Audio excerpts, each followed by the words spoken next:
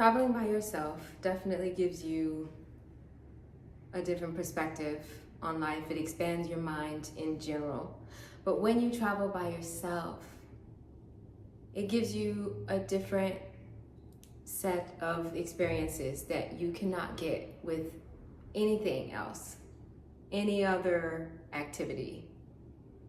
I'm talking about this a little bit on my TikTok, so you can follow me there for a bit more details, but here I think we'll get to expand a bit more about the topic of traveling by yourself as a female.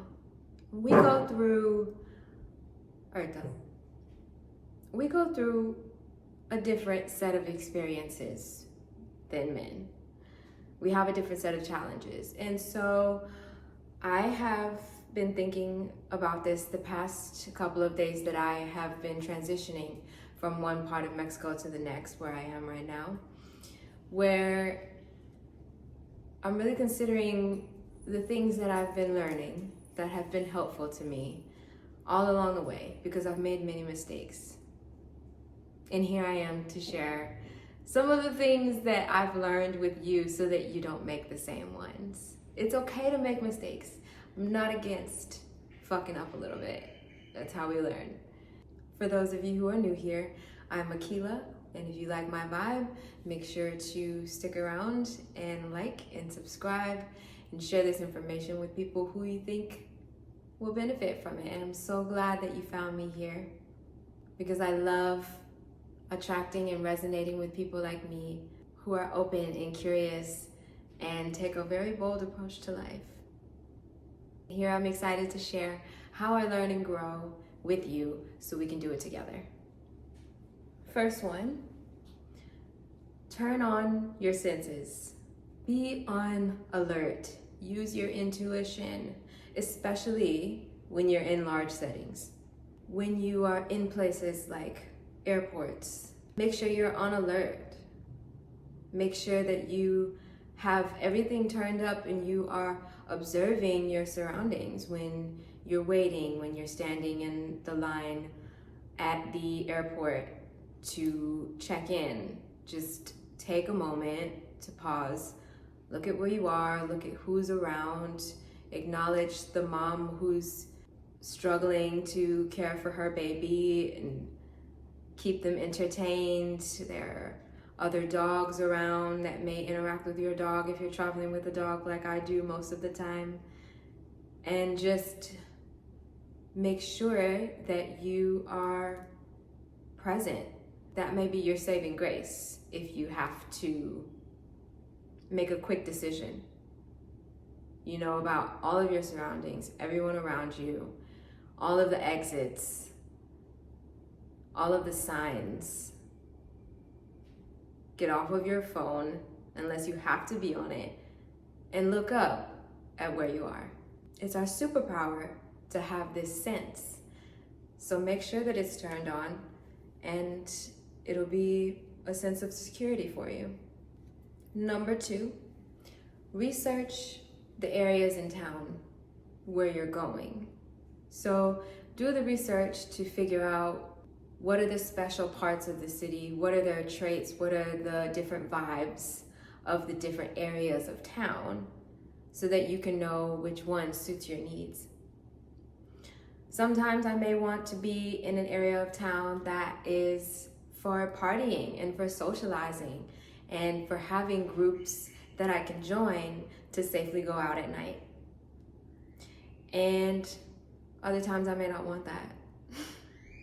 Other times, like now, I may want to just be in my own space that has access to grass and nature for me and my dog to enjoy, and we don't have to go out and find it in the city and walk a couple blocks to a park, which is all good and great and gets us outside to get a little exercise and not have to be stagnant. But I may not want to do that all the time.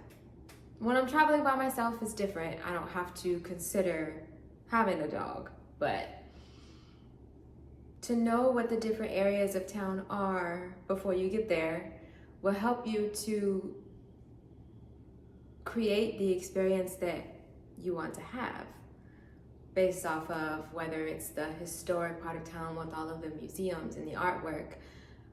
You wouldn't want to have to travel 45 minutes to get to those kinds of experiences if you knew just to try and be close to that particular area so you can have the time of your life.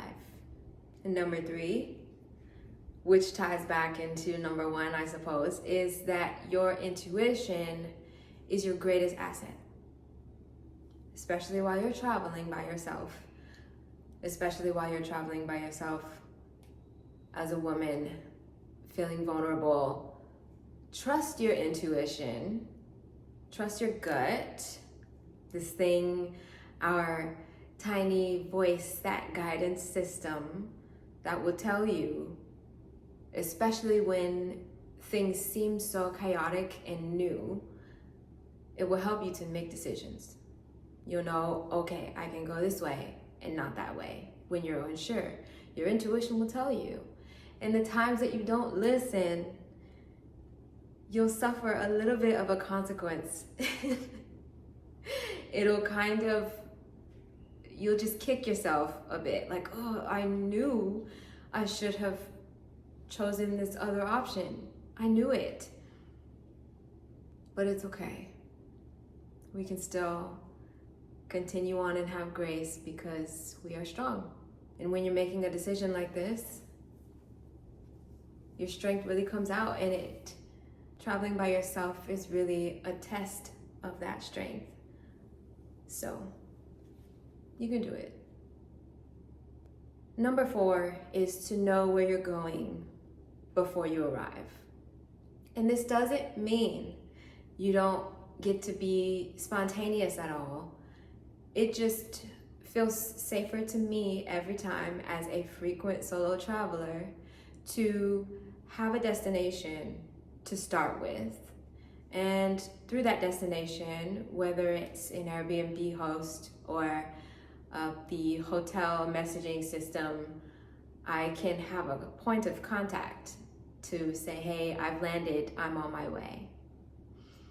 And that makes me feel just a little safer in having a guiding star, having somewhere to go when I arrive in a new place so that I can feel more grounded.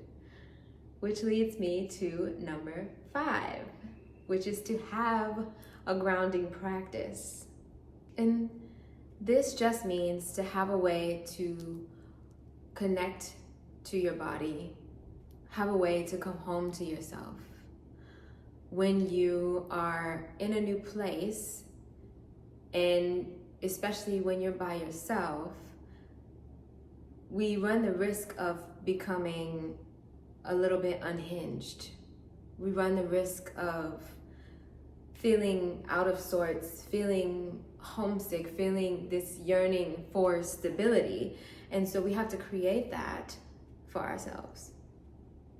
One way I like to do that is to stretch, have a way to do some yoga where I am, to find a park, to get out and enjoy nature however I can if I don't have a backyard or space in the Airbnb, and the environment's always changing. So the way you connect with yourself has to change as well, but there has to be a way for you to ground somehow.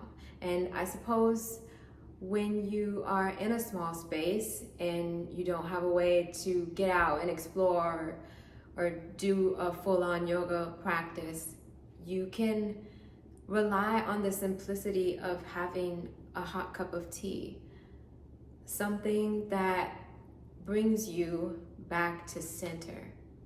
Having a meditation practice is also helpful because it takes nothing to sit with yourself. But I like to switch it up. I love a variety. Don't want it to get boring.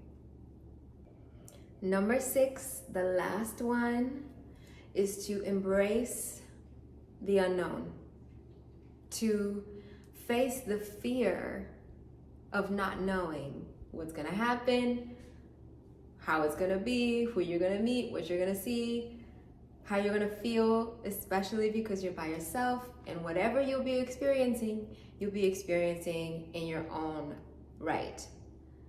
This is actually one that I got from a friend who just got back from her own travels through Morocco and Greece. Ay, ay, ay. So exciting. I haven't personally been to either of those places, and I was vicariously experiencing this beautiful place through her stories on socials, and it looked beautiful. But her advice, when I asked what one thing would be that she wanted to say to anyone who was curious, would be to embrace that resistance that we have, especially as women, to put ourselves out there in these situations that are potentially fearsome and dangerous. But if you implement the things that I've said earlier, and you make wise decisions as best you can, it'll all be worth it in the end. You'll have this new experience. You'll have a different relationship with yourself. You'll have a perspective that you couldn't have gotten any other way that will change who you are for the better. You'll be able to rely on yourself more. You'll have this special relationship with yourself that hopefully you can add on to a long list of experiences that enhance your relationship to yourself. And you only get those by taking a leap, by taking risks, and facing that fear. There's a quote from the Dune book that the Bene Gesserit witches recite when they face fear. And it goes, "Fear is the mind killer. Fear is the little death that brings total obliteration. I will face my fear. I will permit it to pass over me and through me. And when it has gone past, I will turn the inner eye to see its path. And where the fear has gone, there will be nothing. Only I remain." I love that quote.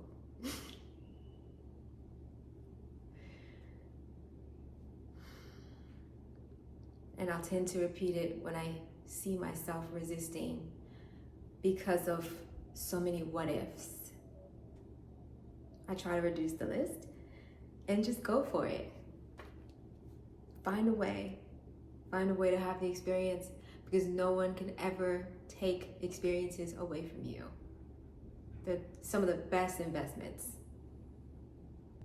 I encourage it. I encourage solo travel. I encourage solo travel as a woman, as a way for us to find different forms of liberation, new perspectives, new sets of strength and skills, memories to be made all around the world. So I hope these tips were helpful. Yes, I'm a ginger now, and it's fun. I like it. I'm so glad that you found me. I'm so glad that you stuck around and learned. I hope that you learned something from this information. I hope that you feel nourished. I hope that you feel inspired to book that ticket. And I look forward to reading about your next trip, your next journey, because the world is waiting for you, honey.